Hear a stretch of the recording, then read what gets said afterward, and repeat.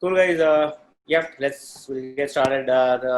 Thanks guys for joining for Friday Funda session hosted by FL Studios. This is Dayan here, and so we have a very versatile speaker today and a very enthusiastic designer who is. I mean, he will definitely want to make most of you guys kind of envy with the kind of feels and the work that he has done. I think you name it, he has already done something on it, right? So a very typical designer persona who wants to not settle down for and focus only on one thing, but then trying to master like multiple things, right? That's a really great thing. Still trying to hit a balance between his work and his passion. That's so very difficult, I guess, right? So we have Rajith, who actually is a senior director in a company called Origin Learning. It's based out of Chennai. Yeah, that's just one side of it. But Rajith actually has a multifaceted personality, right? So yeah, he's an engineer. I mean, but during his engineering time itself, he has won a lot of state awards in painting, right? So that was a huge contrast, right? Which kind of provoked him to join visual communication in IIT Bombay. So he was my senior there, and so where he tried to master a lot of things in graphic design, print media. Then also he had a wonderful opportunity to work with one of the greatest typographer in India, R.K. Joshi. He has also designed a lot of Indian fonts, Malayalam, Tamil, Oriya, right? And also, I mean, he has like kind of 16 years of experience, right? And also like from there, he's moved to more to digital side, right? So UX, UI, and more into learning management and stuff. And lately, so he's into theater, right? So it's I know that he sings a lot, and he also helped me in my one of the project. I don't know whether he remembers. So in my one of the special project what I did, so he gave the voiceover for one of the title song which we had. So he also is a great singer, but now he's into drama, theater, and also filmmaking. So he was into acting, plus now he's into direction as well. More of a short film, very budget friendly, but more towards the art side of it. How to try to get that part right. So a very versatile person. So without wasting much of time, I'll let Rajith take us to his journey on how all of these different mediums and media the techniques kind of helped him to be as a person, as a designer, right? Over to you, Rajith. Thank you so much, Dan, for this wonderful introduction, and I'm very thankful for you for this opportunity to talk about myself, because that's the first time I'm doing something like this, and I'm very uncomfortable doing that.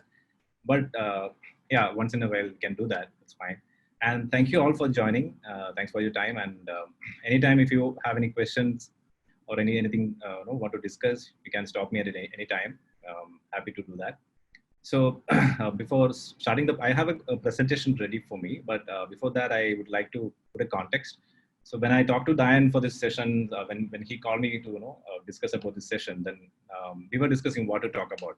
So he said there are enough people who have talked about design systems, UX design, and design methodology and all. Let's try something different. So he wanted me to pick up something that's very personal or my own experience.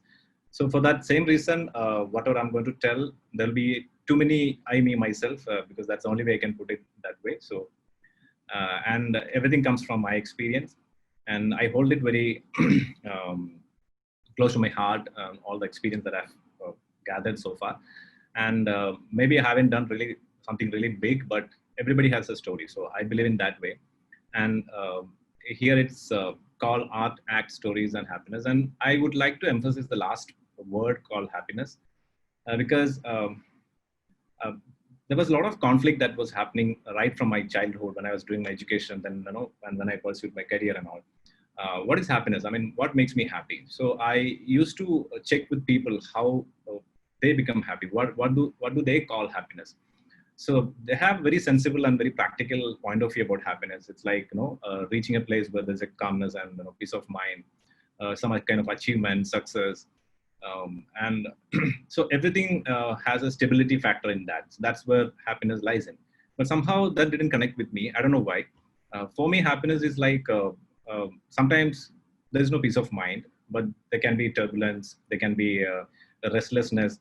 But if I'm able to do whatever I like to do, then I feel some kind of happiness. And that was a process that I've gone through so far. And And I really like, okay, there was a quote I found from internet. Happiness is not a destination, it's a way of life. So I don't feel like, okay, there is something called happiness I have to go and reach. So it just happens, it travels with you, and you travel with your own happiness. And it's like, um, it depends on how you perceive things. So even if you say something makes you happy, it's about your perspective of how you take that job.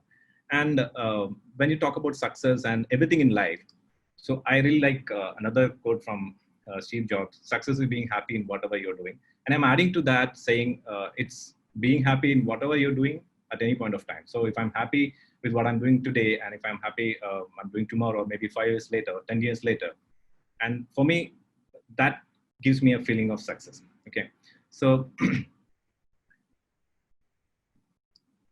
yeah, so this was my professional journey.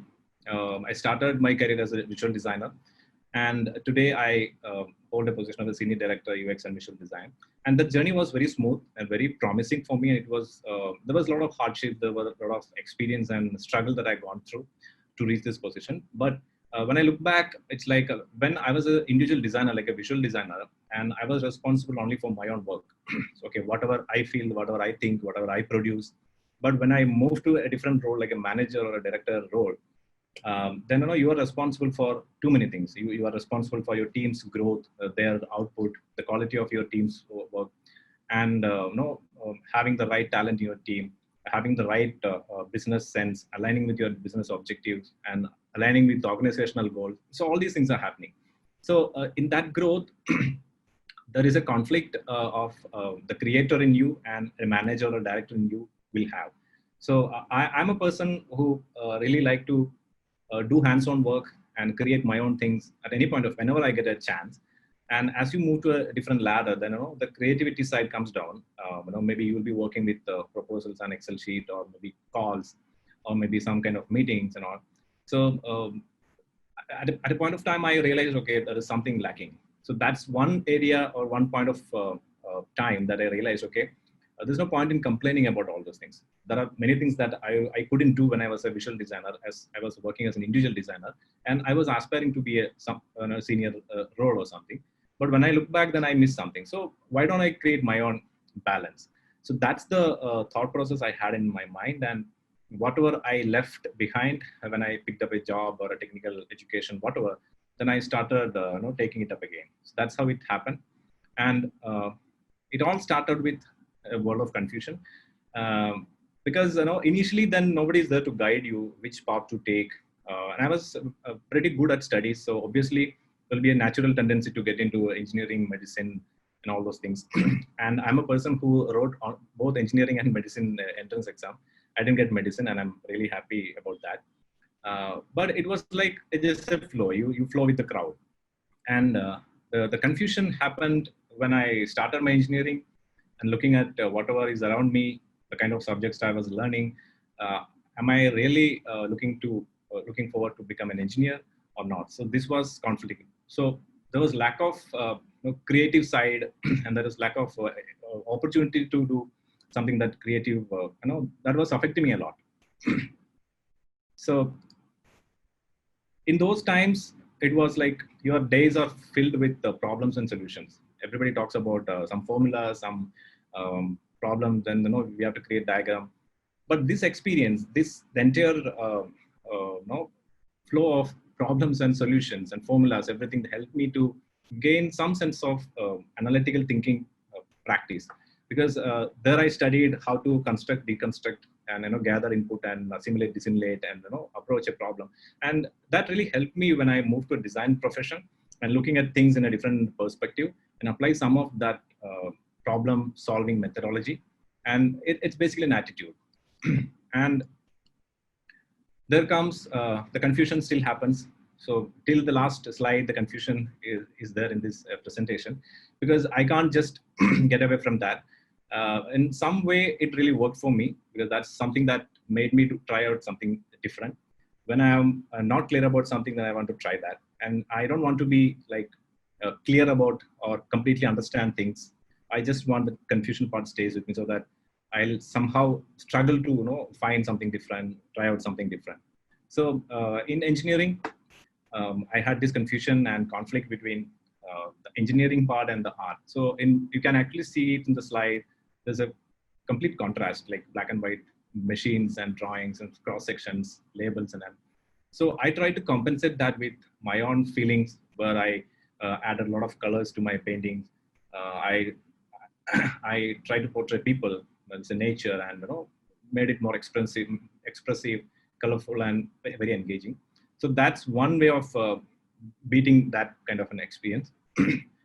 And I feel really happy that I could still do that. These are a couple of my recent work which I did last 2-3 weeks time, and thanks to lockdown, because I could cut down all my travel time and concentrate on something that is creative. So trying out a medium that you left long back and you're not in touch with, it's a great feeling. And then comes the next decision. After I finished engineering, then I realized, this is not the field for me. Machines, grease, spanners, nothing works for me. And I wanted to shift. And that made a complete U-turn in my life. And I should be thankful to this particular place called Industrial Design Center, IDC School of Design now. And this is a place where I changed, which changed my entire perspective towards looking at creative side and even life and dealing with people, understanding, understanding the methodology of design, where you actually gather inputs and process in your mind and do design with a purpose. And I should be thankful for all the professors and my colleagues, including Diane and his team. We had very good time at IDC. So initially, when I landed in IDC, my fascination was with print design, because I was very fascinated about how that the feeling of that physical paper and the flipping through pages, and how the flexibility that print medium gave, to experiment with space and element, typography, visuals, and everything. And as an exercise, I've taken a project where people never really tried, because everything was copied from Western style. Even if you talk about print design those times, there is no reflection of, even if you talk about a cultural or something that related to art or society, there is no reflection of that particular culture. So this was just an experiment I took about representing an art field, a magazine for an art field. This was my student project. It's long back. So the process of finding out details and representing and creating a new visual language, that was really challenging.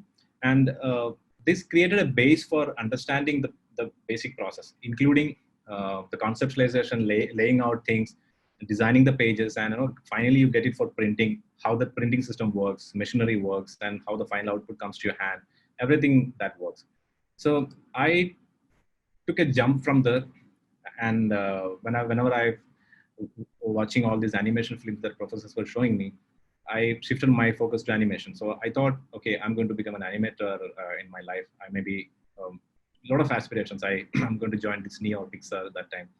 So then the rest of the days, weeks, months spent on this particular device, where I, along with one of my friends, we sat together on a light box and sketching out frame by frame cell animation things, and flipping through and see the actions and keyframing in between and cleaning up. It was fun. And again, when it comes back to a project, I'm going a little faster because I'm not sure if we'll be able to catch up with time. So anytime we can come back and explain in detail if you have any specific queries or something. Yeah. So even in animation, that time people were really fascinated by the Disney style of animation. Everybody was fan of Pixar and the Tom and Jerry kind of animation. So I wanted to try something different. When I look back at the visual narratives in India, especially the art forms and the fine art systems in India, I find it's very fascinating, because every art forms, the painting styles in ancient India, they had a very specific pattern, specific approach related to their culture, their geography, and their lifestyle. So when I talk about Madhubani painting, it's completely different. When I see a Tanjore painting, is different. And we did a lot of study on how the visual narratives are being used, and what are the parameters they use, what are the techniques they use to tell a story. And I finally narrowed down to something called mural painting style in Kerala. The interesting part was uh, there's just one frame, one full frame, and the entire story from scene 1 to scene, if there are 10 scenes, scene 1 to scene 10 was depicted in the same picture. So that was really interesting. So I thought, why not take that as an animation inspiration? So I studied this, what do you say, the approach that take in represent the character, how to differentiate characters with their appearance, the colors, the background surrounding details in their vicinity. All these things were captured, and the animation actually start with one location in the painting, and things will happen there. It will transit to give a different form, different emotion to the other scene. Everything happens in that picture, and you basically pan around all the details in that picture, and finally you zoom out. So, and it gives a complete picture. That was the animation theme, and it required a lot of patience because it's completely hand drawn. You can see the details and the kind of intricacy of the visuals. So but I had to simplify it for the sake of animation. But each and every frame was drawn by hand and traced and fixed with keyframes and everything. So that was the animation side. But the moment animation, that fantasy came down, then I started focusing on more like graphic design perspectives. So the art side, the creativity side, the forms, creating good shapes, forms and colors, everything was present. But what I lacked was the sense of space and elements, because you tend to look at the form only when you design, and sometimes you miss how that interacts with the available space, or how it interacts with other elements on the screen, how to create a harmony. But at the same time, if you want to have an emphasis, if you want to have a kind of hierarchy in your visual composition, and all these things were missing when I started working on it. So these are the things I gained, and why I specifically mentioned it here. This has some kind of correlation with what I'm going to show in the later slides. So this exists in almost all the media, not only print, not only animation, not only theater or movies. So the basic things came from here. And yeah, and another turning point in my life, which Diane mentioned, was I falling in love with LETTERFORMS. And the credit goes to this person, this great personality called Professor R.K. Joshi. I'm sure most of you must be knowing him. And when I talk about R.K., I'm not able to separate himself as a person or his work, because it comes together for me. There's no R.K. without his work. And when I think about R.K., that all of his work comes to my mind. Okay, so I would like to tell this story because the moment I went to meet him in his studio, he asked me to show me my resume. So I handed over my resume, and I was very confident about the way it was laid out and everything. So he looked at that resume and showed me, and he asked me, "Do you think this is a designer's resume?" I said, "Yes, I only designed it." He said, "No, okay. Anyway, you're going to work here. Maybe you'll spend here maybe 6-7 months here, and on the last day, you give me another resume, and let's see how that looks like." And that was a pretty very good challenge for me, because I didn't understand what he actually meant by that. Okay, so the first 1 week was I was busy with creating letter forms. So he asked me to draw letter forms on paper with pencil, because I was assigned to work on Malayalam, Tamil typefaces for Indic languages. So he wanted me to work on one A4 sheet with one character. So I had to create one book of characters and show to him. Then he asked a lot of questions about how did I arrive at that, and what is the reason for this curve, that curve, the balancing and everything. So detailing to the core. Okay, and later now when I see the final output which I designed that days, and when I mean these are picked from internet, and it feels very happy that somebody is using your typeface and creating content, and these are just picked. I could easily identify my own work, so I just picked up, because I don't have the design files with me.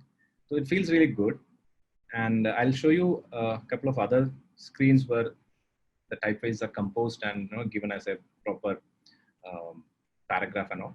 So he was very strict on getting the things right, and getting the right contrast. So there is something called a gray value, like the even value that gives you when you put text together. So the levels of gray, when you keep it on a little distance, that's what the gray value means. So getting that right, and getting all the forms, the consonants, the conjuncts, how two things are getting combined and creates a new form. So when I was working in NCST, that's the company's name. I worked there for around almost a year's time. So all this time I was working with black and white things on piece of paper or maybe a photograph or grids. And I never felt it's monotonous or boring, because one, the experience of working with RK, and second, it's like you see something is coming out. I mean, they're beautiful letter forms, and yeah. So this was another shock to me when he asked me to design Oriya font. I never knew anything about Oriya, and he said, and I told him, sir, it's very difficult for me because I need to know the culture, how that evolution happened about the scripts, the writing style, and people's like attitude and their geographical reason, the tools they use to write. And then we are very clear on how it starts and how it ends and where the emphasis goes and stress goes and everything. And he said, yeah, you are now good at forms. You can, what you lack is the knowledge, that base knowledge, or the history or the cultural aspects. So that's easy to catch up. And he made me work on it, and this is how it sees. And you can see RK has written something here, and he corrected me on that. But when I started working on it, when I started creating the forms, and when you see this as a result, then it feels really good. So more than a meaningful letter forms, you see them as shapes and forms with a lot of beautiful curves and strokes and combination of different weights. And I used to enjoy looking at this pattern just like that. And I don't remember any of these characters right now. I forgot to read Oriya, but still when I look at it and seeing that, okay, I designed this, it feels really nice. And you can see how each and every shape and curve and balance with width of the curve, everything has been done. Yeah, and most of the things happen in this way. I was supposed to take a printout of one letter in each paper and show to him. Then he has a magnifying glass that the watch mechanics use. Then he used to go through each and every curve, and he used to mark with red ink wherever there is a problem with the curve or juncture. So initially started with the 15-10 red marks on my design, and over a period of time, okay, I could reduce it to 2, 3. And on the day that I didn't get any red mark, so that was my success moment there. And I mean, I can't express how I felt really good that time, because getting a compliment or getting an okay from somebody like Professor R.K. Joshi was like very difficult, and I was very happy with that. And this attitude, this kind of mindset to details, attention to detail, that stayed with me for a long time, and even now. And this is something I designed and kept it at my desk in office, because whenever people come to me with files to review and all, and when I find small issues they missed out, then I used to tell them, okay, 1 pixel is 1 pixel. So even missing or misalignment of 1 pixel makes a lot of difference. So I just kept this way, and it really helped me to get into the details of any work that you do. Professionally, it worked really good, but personally, that attitude makes problems, because you will be termed as an OCD person, and people will tell that you're unnecessarily looking for perfection, so you're not happy with anything. But it's okay. But it really works. So these are some of the works I did later, but there is an influence from RK's work, you can see, but I didn't want to make it similar to his style, but I tried to evolve my own style. But there was always an inspiration that I took from his work. And this is an exercise that we did sometime back when we have a group of designers who are from Kerala. So we had a challenge, like pick up one letter a day and create different typographical compositions and share with each other. So these were some of the work where I picked one letter a day, like Sha, and that's for Shri, is Ka, Va, Ya, La. And it gives, you have to associate with some meaning that starts with maybe that letter, or maybe something that resembles that form. And from print typography, I jumped to e-learning, learning design. And that's the space that gave me a lot of opportunity to mix all these streams of design together. There was requirements for print. There were a lot of animation that we created for educational sector as well as corporate clients for learning content, technical as well as soft skill trainings. And a lot of opportunity to visual design, interface design for course content and game designs, a lot of interaction sessions. So I just put a couple of screens that I really like those days, and which has all the features implemented. So there's an interactivity screen where you can actually navigate between questions, like you have to just pull this small string. So the top circle will bring a new question, a new hint. So that's how it happens. And there's a feedback that happens here. So working with combining all these aspects like the balance, animations, typography, interaction, everything was really fun, and it really worked. And it's another game that I designed, and everything is created in Flash. So I was very fascinated with the ability of Flash to create very engaging visuals, illustrations, and all. I miss Flash because it's no more now. I mean, Animate is still there, but still. Then comes the UX part. So there was most of the things were same. I tried. I've already known many things that I've already applied, but the major difference that I felt when I came to UX design was this feature, like delighting the users. Because initially you were working for users, you were taking a user-centric approach, but design is beyond that, creating things beautiful or making things looks better, and just the engagement part, or just give a wow.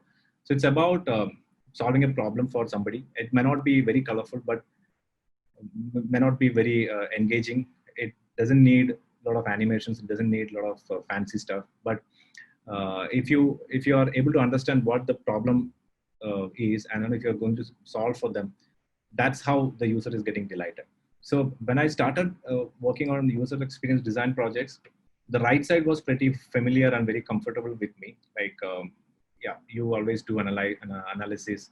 You can easily conceptualize things. You can collaborate with people and build, iterate, evaluate everything. But the left side, empathize with people, that was something really tough in the sense it required a different skill set. I mean, even if you are a good animator, if you are a good illustrator or a visual designer, this needs a completely different skill set. It takes a lot of effort to understand people as human beings, first of all, then understand how they act in a different situation, different situations. How do they react with systems, even if it's physical or digital systems? How is their lifestyles are? So all these things were completely different. So it's a new area where I had to focus on acquiring a lot of other skills than your actual creative design skills. And maybe I can just show you a couple of work which I did as freelance work, because office work I won't be able to show. I worked on some project for e-commerce. Then there's a learning app where people can actually create classrooms and online learning. This was started long back, but I think maybe they find it really useful right now. I need to check that. It's a on the way they can create courses and learning materials, and they can save it and share with people. So that's how the concept works. And there is a corresponding web version as well as a mobile version for that. And some of the other e-commerce work I did sometime back.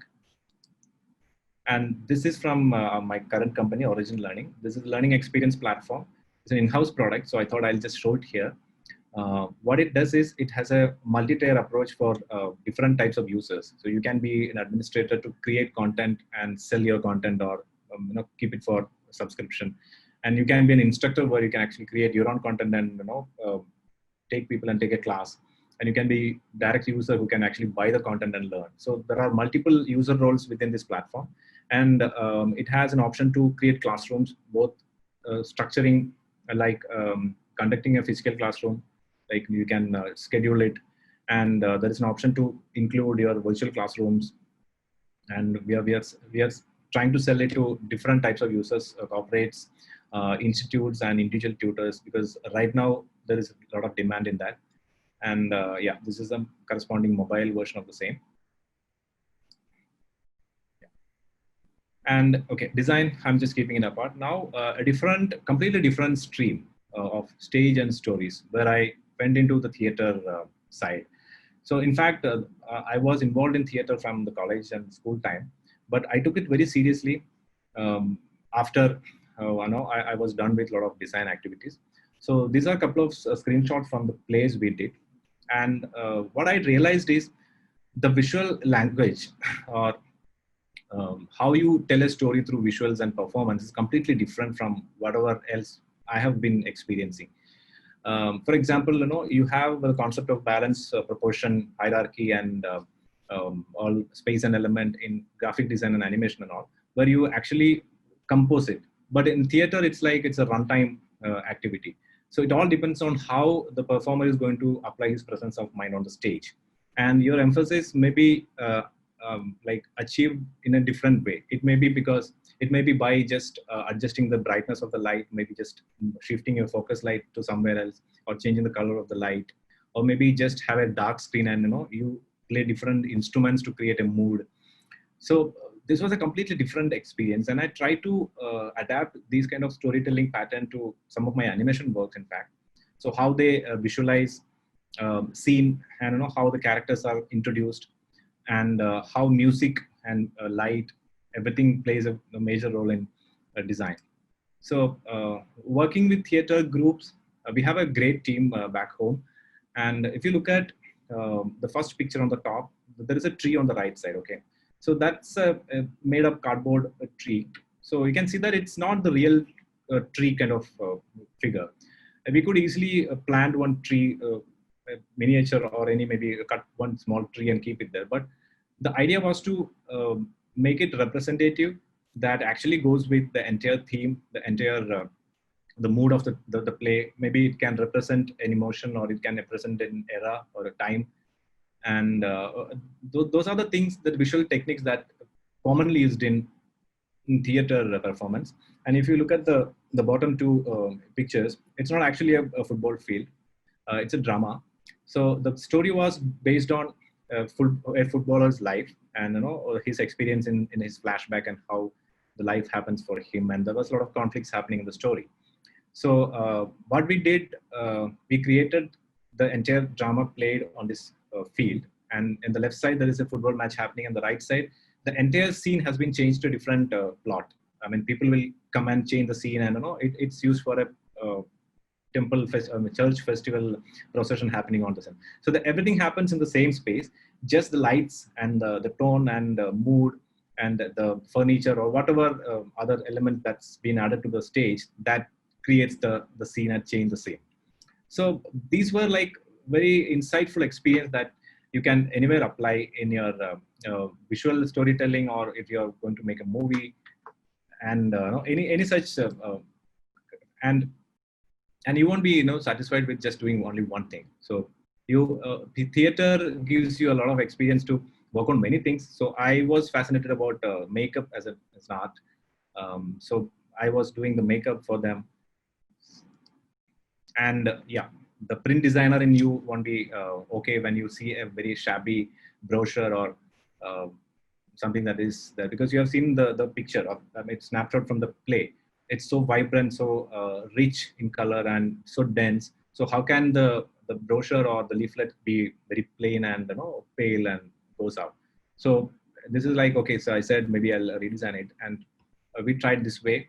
And whenever I was not part of the rehearsals and all, I'll just come to the system and create the brochure, and next day it will be ready. So by the time you go for the performance, the brochures will be ready, and you have a lot of things to work on. So when you understand the holistic view of your creation, the message you want to convey, then you have a lot of things to play around with. So the right side is another brochure I created for another play. And okay, just there's another play which I did a lead role. This was very challenging for me, because it required a lot of exhaustive physical work.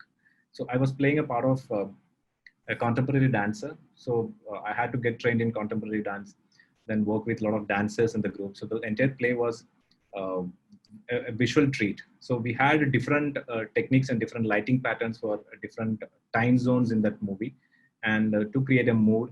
So all these things gives you some kind of learning and input, where all these things you can apply it somewhere else. And okay, so I'm done with the theater. So there'll be something that I carry from that particular art form to something else. So whatever I have experienced and gone through in that the practice sessions or the actual performance, then it was easy for me to translate to different mediums. So these were the sketches I created for the promotional activities. So then we have used it for the brochures and the digital marketing for that play. And these are some of the recent work. And I was very fascinated with human body, like how that creates forms, how that creates a rhythm in the complete performance, how that synchronizes with the music, and whether it is a lighting show. And there's enormous possibilities of human body itself to tell a story. So I was just trying out multiple stuff with human forms, figures. And theater gave me another perspective to try out abstracts in art. So far, I was very obsessed with the realistic details and create everything look real and to the precision. But the theater training that gave a lot of insight for me to create something abstract. Okay, so you don't find any meaning directly, but you can play around with the colors, forms, and textures, and still make some meaning out of it. So these paintings were done for another friend on request. But yeah, so I just captured some of my theater line to do that. So you can actually see that theme that is being carried. This is a recent work, and it's named Compromise. So basically, it's a human state of mind where you still have all the emotions and expressions in your own mind or thought process, but you still make a choice of which role to play in a situation, or you define your character based on the situation. So it's like a compromise to your surroundings, compromise to whatever you feel in life. So yeah, and if you remember the previous slides, how light and shadow plays a major role in theater storytelling, and I've tried to do that in multiple media. When I tried photography, so that was really that light and shadow concept, the contrast was really helpful. So I try to capture this way, like whenever I find abstract forms with light and shadow. So these were some experiments, and interestingly, I gave these photos to a friend of mine to write some captions for that, and there was a lot of other meanings came in, and I was really happy with the final output. And another one.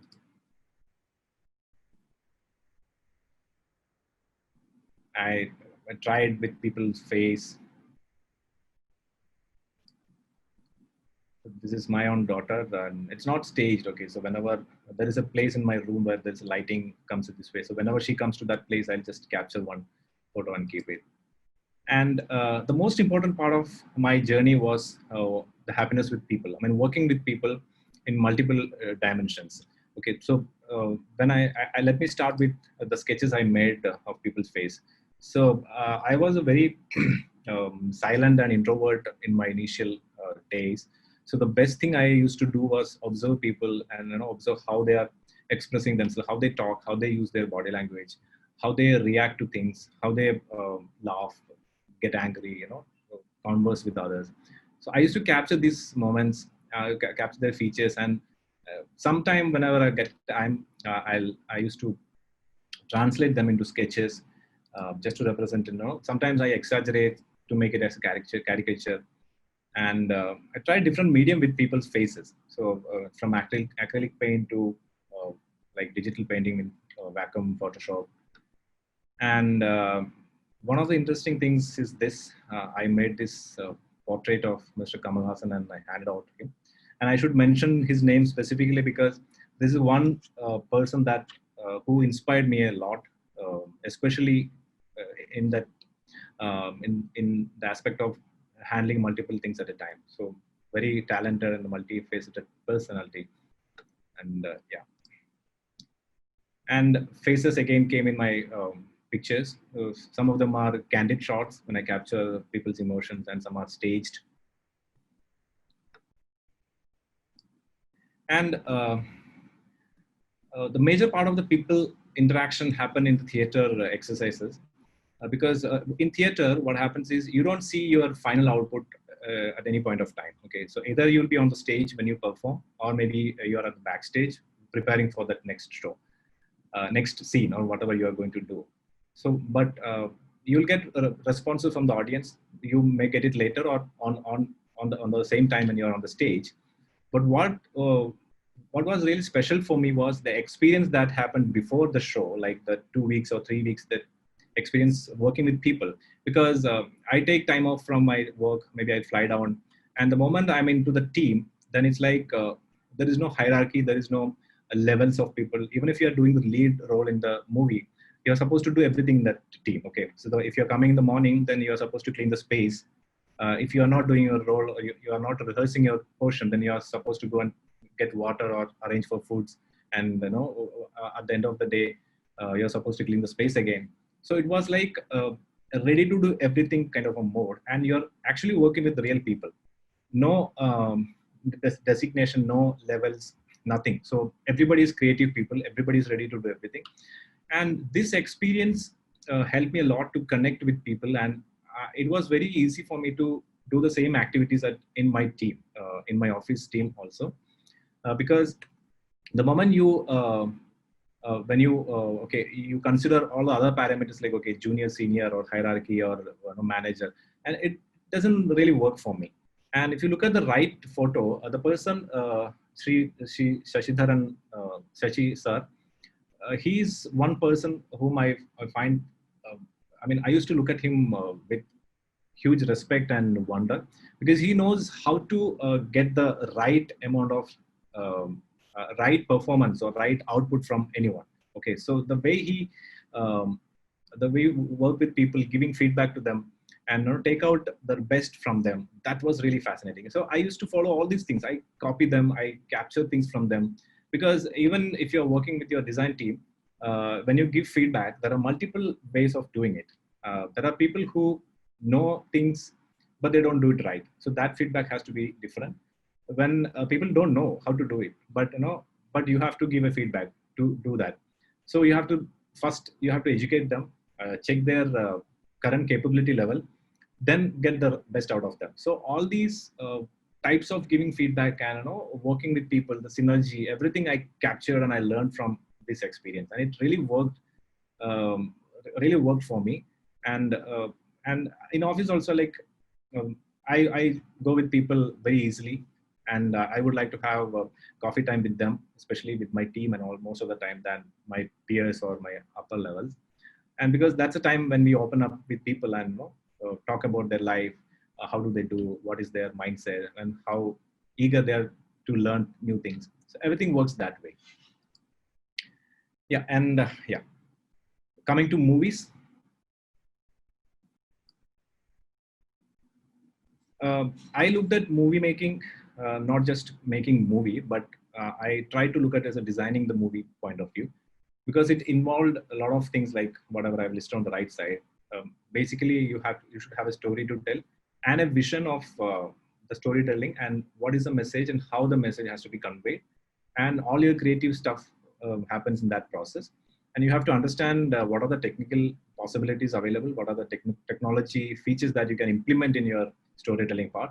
And okay, that's like the technical part of it. But the major part comes in the management part, where you have to manage the day-to-day production part. You have to manage people, because it's a huge crew. Runtime, there will be around 25-30 people in the crew, and you have to be the captain of the ship and manage them. And financial management, which I'm very poor, but I assign that part to somebody else. And there is a promotion part. Okay, so and it's like you have to have a concept. Then the best thing is to communicate your vision and your whatever message you want to convey to the people who are working with you, because unless that synergy, that understanding, that comfort level you don't set with people, it's very difficult to convey your message. And collaboration is key, and it's all teamwork. There is no individual contribution to a movie making. Even if you claim that it's a director's movie or writer's movie or actor's movie, it's a teamwork. Everybody plays a major role in the teamwork in producing the movie. So, and it's a good blend of art and technology. That's the factor I really liked it. So whatever I was not able to produce within the limitation of the traditional art, technology gives a lot of options to do that. So that's one outlook I had when I come to movies. And yeah, this was the movie we created under Alfredo and Toto Creations. And this was addressing a social message. And it was on a heavy subject, and it really got appreciation from different sides. And yeah, and the actors and performers were brilliant. But I think I was doing the acting part best, because except me, everyone on the set was somewhere related to film industry. They were coming from mainstream cinema, even including the technicians, the people come with the equipment. Everybody was working in cinema. So I was the only person who come from a different field. But I should not show that while I was working with them, so that I'm not sure about that. So there was a continuous like reminding myself process happening. Okay, I don't know things, but I have to learn. So every moment spent on the set was learning things and applying it. So there are a lot of people who helped me to overcome all these issues, and we all together created this movie. And you really feel happy when your movie goes to film festivals and get awards. That too, like when you really think that okay, you are not able to do it, but you do it and you get appreciation. That really feels really good. And this is the second movie. In fact, as we finish this session, it's getting released today at 5 p.m. on a YouTube channel. So this was to compare these two movies. The first one was there was an idea. Okay, there was a concept which we wanted to convey, and we thought of creating a script for that. Then once the script was ready, then we thought, okay, let's make it as a movie. So it was very clear how the messaging has to go, how the storytelling has to go, what should be the nature and approach and the branding of the film. Everything was defined after the script is done, because that was very easy. The second movie was like we were sitting idle for some time. Then we said, okay, let's make a movie. Then we thought of finding a new concept. Then we brainstormed on different concepts. And somebody came with a friend of mine. He was in the team, one of the actors. He came with a concept, very lighter one, and we picked up that. Then we thought of, okay, let's make this a script. So both ways it was challenging, the reverse process. And yeah, the movie experience gave me some other opportunity to work with different types of set of people. This was a requirement from client side in office. And I was supposed to go and shoot a corporate video in US. So the challenging part was the crew was coming from US. So we had to hire a team from US. So I was not sure if I could do that, because there should be a proper understanding. Pre-production stage is very important. Otherwise, once you are on the set, you will fail. And we somehow managed to pull through online. We had calls and we had a collaboration sessions. And couple of days before we landed on the spot, they introduced all the stuff, and I was like, I'm shooting with the red camera, and I didn't know anything about this stuff, but I did my homework. And in a couple of days time, we became a good team. So what I understood from that experience is, it's not about you become expert or things about technology or any other equipments or media related to whatever you're doing. It's all about having a proper vision and a clarity on how you want to convey your message, how you want to tell your story. And then, if you are able to communicate to the team properly without any assumptions or without any confusion, then they will do their job.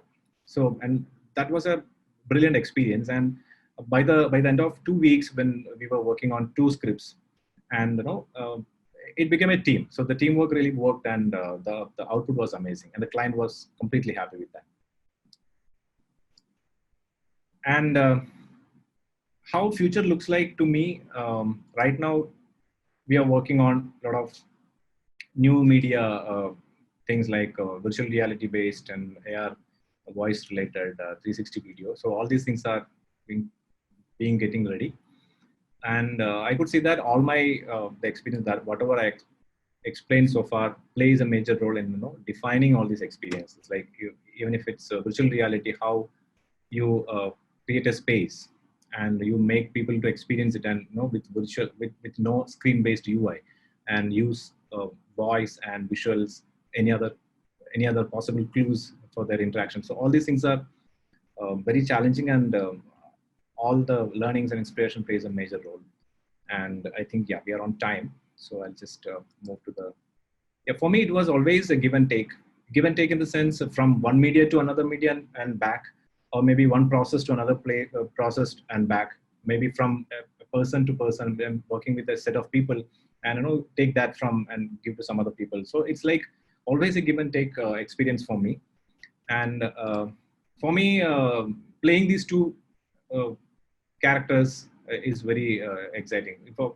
For example, when I have the happiness level comes down at the right side, I can go back to the left side and gain some energy and come back to the other position. So it makes a lot of sense for me to switch between these roles. The completely crazy kind of person, and be very structured and formal. And this is something I really like in and I follow, never settle, because the moment that I feel comfortable or there's nothing else to do, then I feel very bad. So I still hold that confusion part I mentioned earlier.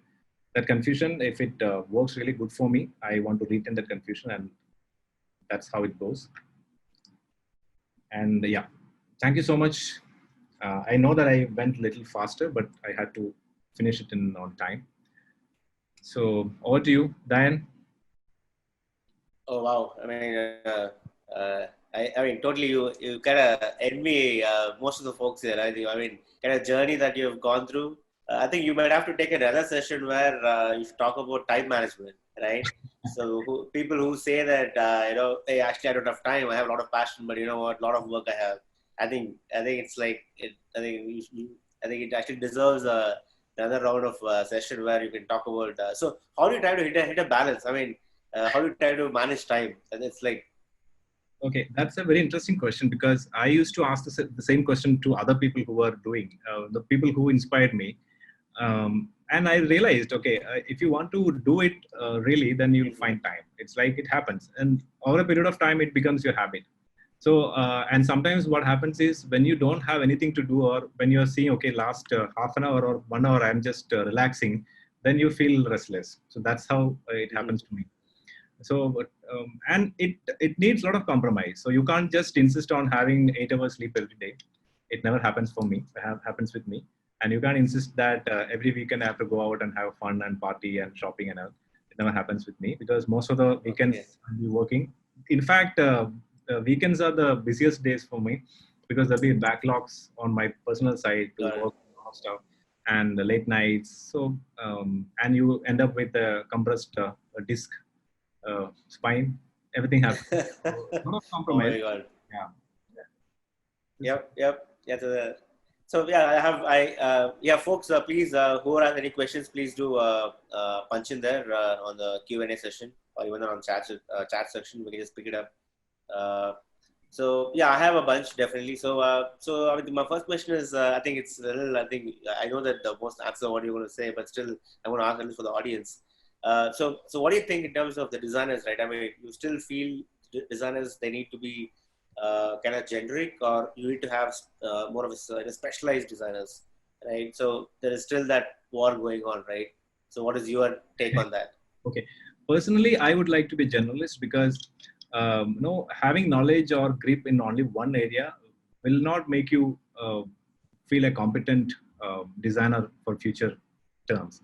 Recently, I've read an article. I think that's on the new web article, where they couldn't easily figure out whether the logo design was done by a human or a bot. Okay, so there was something like there were parameters fed into the system, and that artificial intelligence created logos for that particular requirement. And they may not be brilliant in terms of their composition forms, but it shows that when you have a predefined data set, then anybody can create some output. So that's going to affect any career, including designers. So if you look at web design, was something that's very fascinating for any designers.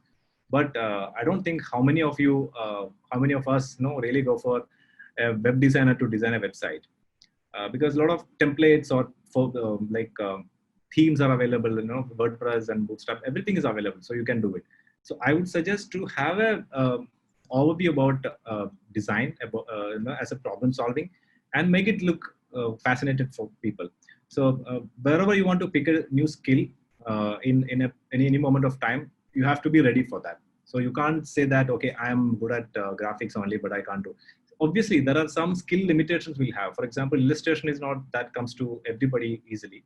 But if you can make that kind of concept clear to someone, at least to get it done, I mean, that's where people need to be versatile, not in handling tools or things. That's what and it's always good to be generalist for the sake of future, I think. Got it. Yep. So I think kind of extension of this question. So what are the different advantages that you feel that by having a kind of a multidisciplinary kind of a thing, right? So as a designer, like, I mean, how does it help you in a day-to-day day? Yeah. So personally, I look at it in a very high level perspective. In fact, it gives me a lot of opportunity to engage myself, create my own opportunity to do creative work, so that I don't have to complain about Excel sheets and proposals and client meetings in office. It pays me well in office because that's my responsibility. So I should not complain about not having creative side of it, because that's how I made my living. I don't know, I am having all the comfort now.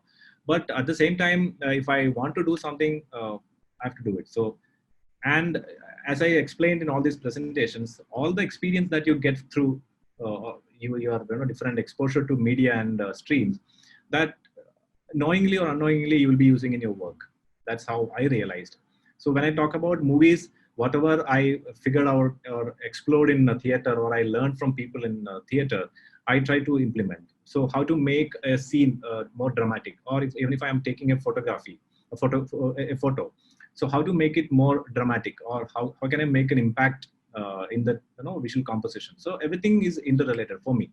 So it's like in school you study physics, chemistry, biology, and you have a curriculum. So for me, it's like that. Got it. Yep. So I think you're a person who has seen both the pre-digital and post-digital side, right? So so what was it like too difficult to move from trying to adapt to some of these digital things, or how smooth or how tough it was? It was not very tough for me, because my intention was to do something or create. So I picked up the tools, or I mean, it doesn't matter if it's a real pencil that I normally use here, or maybe my tablet pen. And it all depends on how much I am flexible with my hand, or how much I am sensitive about the use of colors. And so that medium is just a medium. So I don't really care about that. And some people they find it difficult to get the same flow to shift from one medium to another. For me, it's like it was very forced, and I was forcing myself to do it, because I didn't want to left out saying that, okay, I can't just do watercolor painting or oil color painting. So why can't I try this? So that urge to be competent and to show up, basically, to prove yourself, that kind of I would say that narcissist attitude, it all played. So I don't deny that, and it worked. Yep. So yeah, totally. So any one, if you want to take one takeaway from working with kind of a legend like RK, what would it be? Okay, I actually missed out saying this. There was an interesting incident that happened when I was working with RK. So in the last stages of the project, so I was just checking with him, sir, what's your next plan? And he was in his late years, and he had a lot of health issues, and I was struggling with his health problems and all. So that point of time, he was saying he gave me a list of things. Okay, and I'm going to do this next year, and I'm going to do in 5 years time, I'm going to do this thing, and maybe after 10 years I'm going to do this. So I was like, how can a person, at this point in life can make a plan like that? And when I thought about myself, I didn't have a plan for tomorrow. So that's kind of that made me move, in fact. So I went back to my room and I was thinking, what am I going to do tomorrow, and what's my plan to do maybe tomorrow or next week. I didn't have any plan.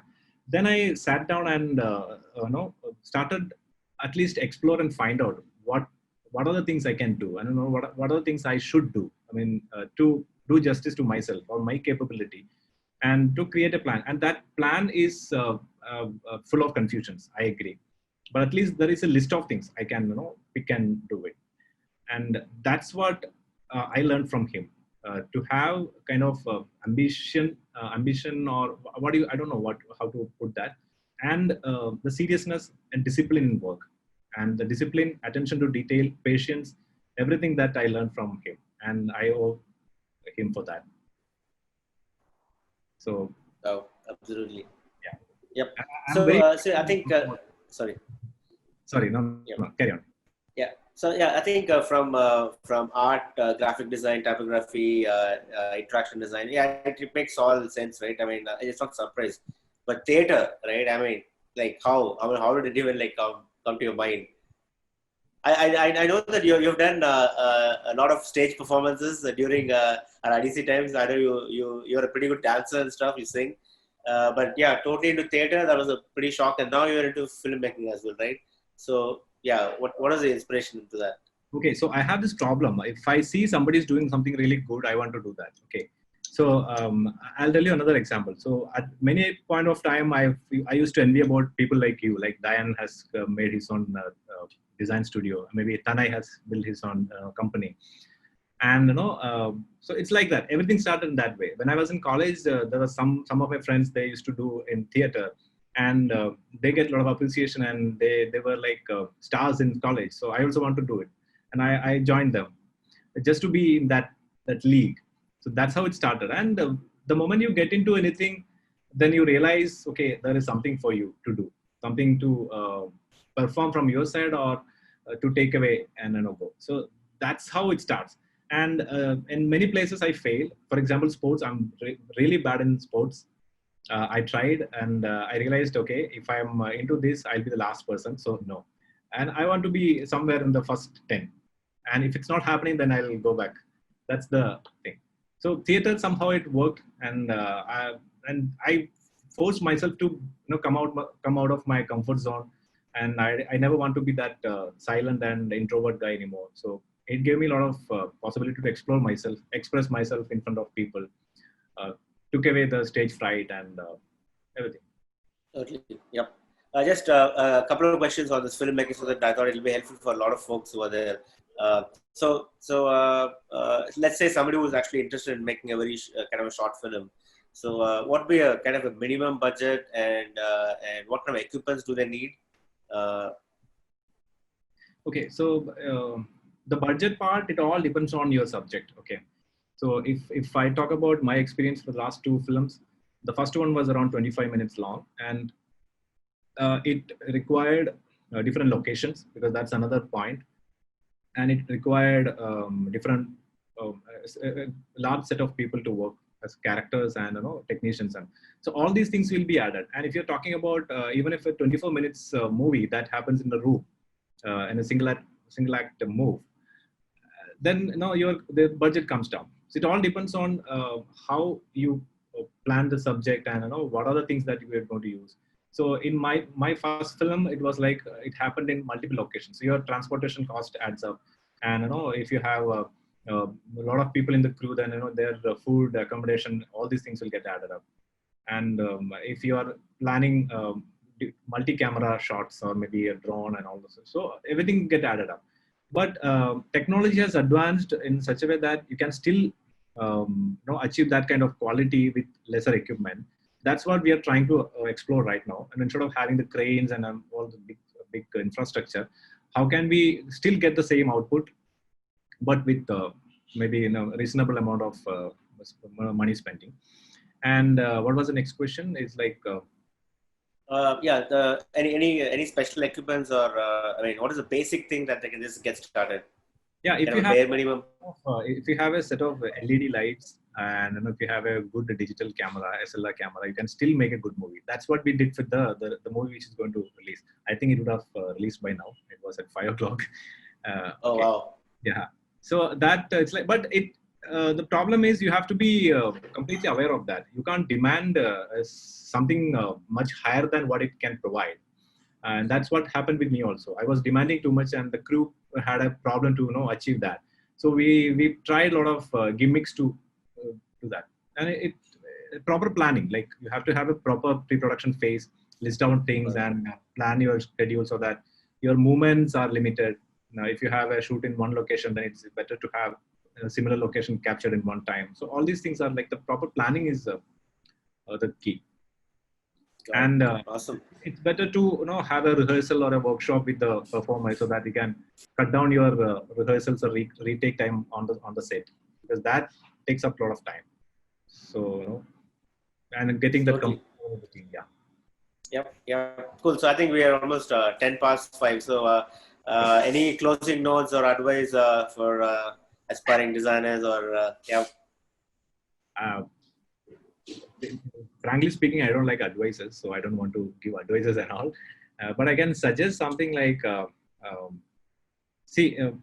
are a lot of things that people want to do in life, okay, and many reasons are there for them not to take it up. But at least they have to try it. And my sincere suggestion is, don't take others' advice if those advices are not in favor of your dreams. So many people will put down a lot of things in front of you, like, okay, these are the side effects, these are the impacts you are going to face. Fine, I mean, you will have risk, but you have to take risk and at least try it once. If it's earlier, the better, because I started the experiment part much later because I was little concerned about stability, family, and other things and all. But for young guys, if before they get into any of such commitments, it's much easy to experiment and explore, take risk, and at least you will die happy saying that, okay, I tried that, I tried this, I did my life for myself. So that's the only thing. Absolutely, totally. Well, thanks a lot, Rajith, for your wonderful presentation, and we wish all you all the best for your film as well. And I think you're a good example of where people say that hey, you know what? Yeah, I have a lot of passion, but I don't have time. Right? I think you're a pretty strong example. So thanks a lot, and thanks folks for joining in, and see you next week. Yeah, thank you so much. Thank you everyone for your time and patiently listening to me. And it was fun. I really enjoyed it. Thanks Awesome. for this opportunity again. Same here. Yeah, thanks, Rajith. Have a good one. Bye.